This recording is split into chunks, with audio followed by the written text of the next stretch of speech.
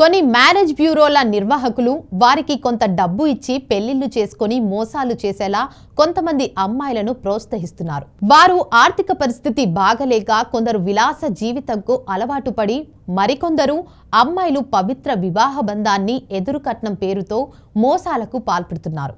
Police స్టేషన్లలో కేసులు నమోదు చేసుకొని కోర్టుల చుట్టూ తిరుగుతున్నారు. అలాంటి సంఘటన కర్నూలు జిల్లా హోలగుండ మండలం ముద్దట మాగి గ్రామంలో చోటు చేసుకుంది. సామాజిక మాధ్యమాల్లో వచ్చిన కొన్ని వీడియో లింక్లు చూశాడు. ముద్దట మాగి గ్రామానికి చెందిన కార్తిక్ అనే యువకుడు తనకు పెళ్లి కాలేదు, పెళ్లి కూతురు కావాలని రాజమండ్రికి చెందిన ఓ మ్యారేజ్ బ్యూరోను ఫోన్ ద్వారా సంప్రదించాడు. ఆ మ్యారేజ్ బ్యూరో వారు కొన్ని రోజుల తర్వాత నీతో పెళ్లికి ఓ అమ్మాయి ముందుకు వచ్చిందని నమ్మించారు. వీడియో కాల్స్ ద్వారా ఆ అమ్మాయితో మాట్లాడించారు. అంతే, ముద్దట మాగి యువకుడు పూర్తిగా ఆ అమ్మాయి మోజులో పడ్డాడు. కోమటి వాళ్ల ఇళ్లలో ఆర్యవైశ్యులు, అమ్మాయిల కొరత. నిన్ను పెళ్లి చేసుకుంటా, 4 లక్షలు కావాలి, అయితే మా మ్యారేజ్ బ్యూరోలో కొన్ని నిబంధనలు ఉంటాయి. నేను ఎవరో నీవు ఎవరో నాకు తెలియదు, కేవలం మ్యారేజ్ బ్యూరో ద్వారా మనం ఇద్దరికీ పరిచయం. నేను నిన్ను పెళ్లి చేసుకోవాలంటే పెళ్లికి ముందు 4 లక్షల రూపాయల డబ్బులు మా మ్యారేజ్ బ్యూరో వారికి చెల్లించాలి అని ఆ అమ్మాయి ఆ కార్తిక్తో ఫోన్లో చెప్పింది. ఆ యువకుడు కూడా కోమటి కులస్తులు కావడంతో తన పెళ్లికి అమ్మాయిలు దొరకరని ఆ అమ్మాయికి ఎదురుకట్నం కింద 4 లక్షల రూపాయలు చెల్లించాడు.